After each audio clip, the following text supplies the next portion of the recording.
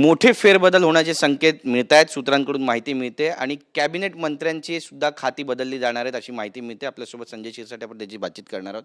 एकनाथ शिंदे भाकरी फिरवण्याच्या तयारीत आहे. इतर जे प्रमुख नेते आहेत इतर पक्षांचे ते सुद्धा भाकरी फिरवतील अशी माहिती मिळते. नवीन चेहऱ्यांना संधी मिळणार आहे. काय असं आहे का पक्षामध्ये? पक्षामध्ये असे भाकरी फिरवणं किंवा एखाद्याला बदलणं हे निर्णय ऐनवेळी घेतले जातात. म्हणून त्याच्या पूर्वकल्पना हे कोणालाच नसते. भाजपमध्ये असेल, राष्ट्रवादीमध्ये असेल की आमच्या शिवसेनेत असेल, आणि हे अधिकार हे प्रमुख नेत्यांचे आहेत. म्हणून त्यांना काय निर्णय घ्यायचा हा त्यांचा अधिकार आहे आणि त्या अधिकाराप्रमाणे योग्य वेळेला ते निर्णय घेतात. म्हणून आता ही बातमी मला वाटतं आताच्या घडीला त्याच्यावर भाष्य करणं योग्य नाही. योग्य वेळेला योग्य निर्णय हे वरिष्ठ नेते घेतील. नक्कीच आपण पाहिलं की काही दिवसांपूर्वी मोहित खंबोज यांच्या कार्यक्रमामध्ये आदित्य ठाकरे यांची हजेरी लागली. तेव्हापासूनच शिवसेनेच्या पक्षचिन्हाबाबत चर्चा सुरू झाली होती आणि ह्या पक्षचिन्हाबाबत आता सुप्रीम कोर्टामध्ये सुनावणी आहे. शिवसेनेची नेमकी भूमिका काय असणार आहे? कारण बऱ्याच चर्चा पडद्यामागून रंगतायत की चिन्ह गोठवलं जाईल, नवीन चिन्ह दिलं जाईल. सुप्रीम कोर्टाचा निकाल लागू द्या.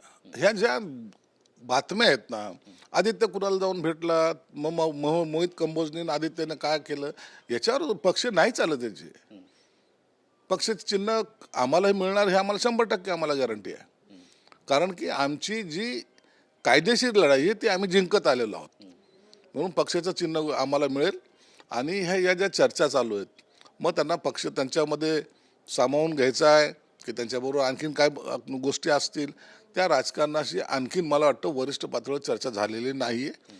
पण तरी सांगता येत नाही. राजकारणामध्ये जर काही फेरबदल जर त्यांच्यामध्ये उबाठामध्ये विशेष करून धडपड चालली असेल तर त्याची कल्पना आम्हाला नाही. महेश शिंदे ज्या पद्धतीनं आपली भूमिका मांडतायत सातारा जिल्हा परिषद निवडणुकीनंतर, आता काल त्यांनी विजयोत्सव पण साजरा केला आणि शिवसेनेचे जे स्थानिक नेते आहेत त्यांच्या ते संपर्कात नाही आहेत अशी सुद्धा माहिती मिळते. जय गोरे साहेब म्हणतात त्या ठिकाणी की त्यांना जेव्हा केव्हा गरज असेल तेव्हा ते भाजपमध्ये कधीही येऊ शकतात. अशा पद्धतीनं त्यांचं विधान आहे. आम्ही कधीही त्यांचं स्वागत करू शकतो. पक्षाकडून पण त्यांच्यावरती अंतर्गत कारवाई होईल अशी चर्चा आहे, सूत्रांकडून माहिती मिळते. काय नेमकी कारवाई होईल? महेश शिंदेचं माझं 2-3 दिवसापूर्वी बोलणं झालं, त्याचाच फोन आला होता. त्याने त्याची काही नाराजी व्यक्त केली. मी त्यालाही सांगितलं की एकदा एकनाथ शिंदे साहेबांना भेटून त्यांच्या समोर तू तुझे काय मनातलं असेल ते एकदा बोल. काल पश्चिम बंगालमध्ये भाजपचा विजय झाला, आम्हालाही आनंद झाला. आम्ही महायुतीमध्ये आहोत. आम्ही सुद्धा देवेंद्र फडणवीस साहेबांचं अभिनंदनही केलं. एकनाथ शिंदे साहेबांनी मोदी साहेबांचं अभिनंदन केलं.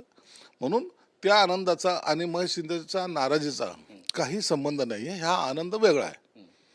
म्हणून आता ह्या आठवड्यामध्ये कदाचित महेश शिंदे एकनाथ शिंदे साहेबांना भेटतील आणि त्याच्याबद्दलची काही चर्चा जर करायची असेल, एकनाथ शिंदे साहेबांनी जर ठरवलं तर ते त्यांना भेट देतील.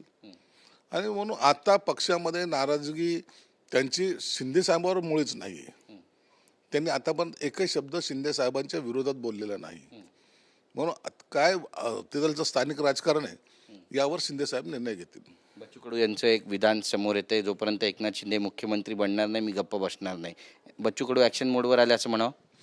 बच्चू कडूच काय, प्रत्येक पक्षाचा आमदार, प्रत्येक जण कार्यकर्ता असेल किंवा आमदार असतील, हे सर्वजण एकनाथ शिंदे साहेबांना मुख्यमंत्री म्हणून पाहिजे मनस्थितीत आहेच ना.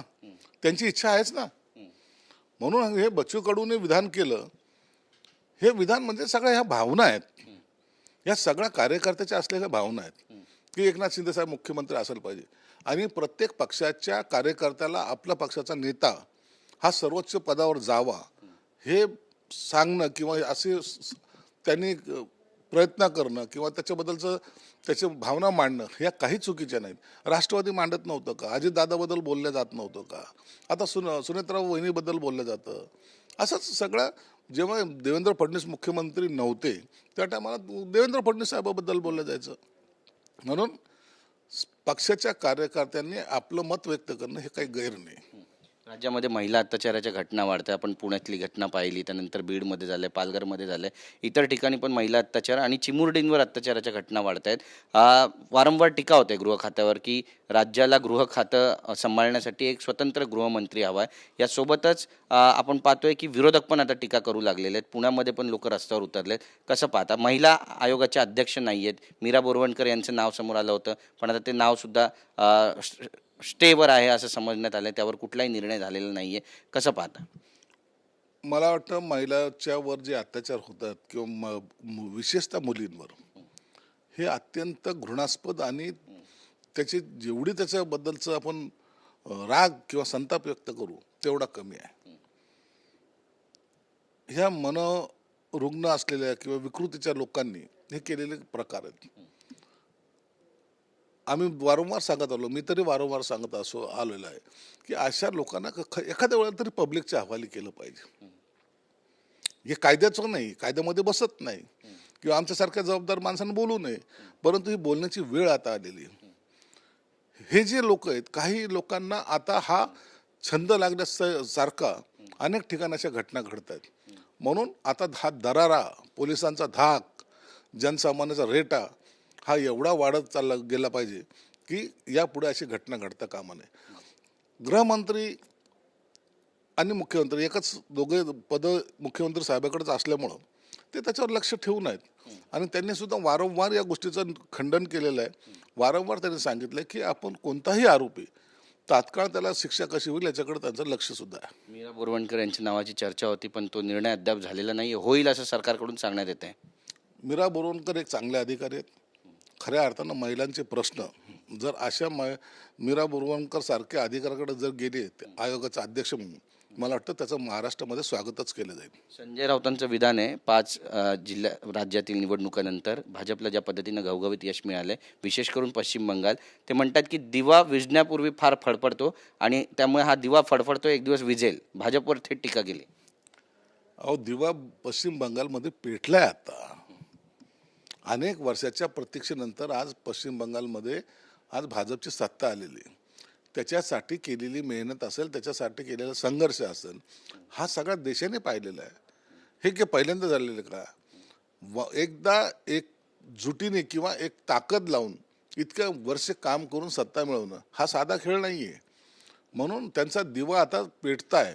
तुमचा दिवा विजत चाललेला आहे. तुम्हाला कुठं जावं ते कळत नाही. तुमचं अस्तित्वहीन झालेलं आहे. म्हणून आता तुम्ही जी बडबड करतायत ती दिवा विझण्याच्या पूर्वीची बडबड आहे. क्राईम वाढतंय असं म्हणावं, कारण मंत्र्यांचे OSD सुद्धा आता डोमेस्टिक व्हायलन्समध्ये लिप्त झालेत असं म्हणावं लागेल. कारण की आपण पाहतोय अतुल सावे कॅबिनेट मंत्री आहेत, त्यांच्या OSDने त्यांच्या पत्नीला बॅटनं मारहाण केली. मुलगामध्ये आलं तर त्याला पण मारहाण झाल्याची माहिती मिळते. पोलीस तपास करत आहे. कसं पाहता याकडे? नाही, आता त्या भांडणाचं कारण काय, का मारलं गेलं याच्याबद्दलची मला माहिती नाही आहे. परंतु असं महिलांना मारहाण करणं चुकीचं आहे. आम्हाला वाटतं पोलीस योग्य तपासही करतील. मंत्र्याचा OSD आहे किंवा मंत्र्याचा PA आहे म्हणून त्याला काय संपूर्ण अधिकार दिले असावेत असं समजण्याचं काही कारण नाही. कायदा सर्वांना आहे आणि त्याला जर त्यांनी चुकी केली असेल तर त्या कायद्याप्रमाणे त्याला शिक्षाही झालीच पाहिजे. नक्कीच. एक शेवटचा प्रश्न आहे. बरीच चर्चा आहे ऑपरेशन टायगर संदर्भात. आता सर्व राज्याच्या निवडणुका झालेल्या आहे. पुन्हा एकदा ऑपरेशन टायगर सक्रिय होईल अशी माहिती मिळते आणि शिवसेनेचे बरेचसे खासदार आहेत जे थेट संपर्कात आहेत शिवसेना पक्षप्रमुखांच्या. त्यामुळे काय घडेल असं वाटतंय? ऑपरेशन टायगर करायचं किंवा काय चालू आहे याची कल्पना एकनाथ शिंदे साहेबाला आहे. गरज ज्या दिवशी वाटेल त्या दिवशी एकनाथ शिंदे साहेब हे ऑपरेशन टायगर सक्सेस करतील. म्हणून आज तरी याबाबतचं आम्ही कुणालाही संपर्कात ठेवलेलं नाही. अनेक जण एकनाथ शिंदे साहेबाच्या संपर्कात आहेत. मग ते आमदार असतील, खासदार असतील. आता सध्याला आम्ही फक्त कार्यकर्त्यांचा पक्षप्रवेश घेतोय आणि जेव्हा योग्य वाटेल त्या टायमाला एकनाथ शिंदे साहेब हा मोठा निर्णय घेतील आणि हे एक दिवस घडणारच आहे. उभाटाकडे आता ताकद राहिली नाही, माणसं राहिली नाहीत आणि आहे ते माणसं जाण्याच्या मनस्थितीत आहेत. धन्यवाद आमच्याशी बातचीत केल्याबद्दल. तर मोठं भाकीत या ठिकाणी संजय शिरसाट यांनी केलं. कॅमेरा पर्सन चरण मार्गमसह गिरीश गायकवाड, TV9 मराठी, मुंबई.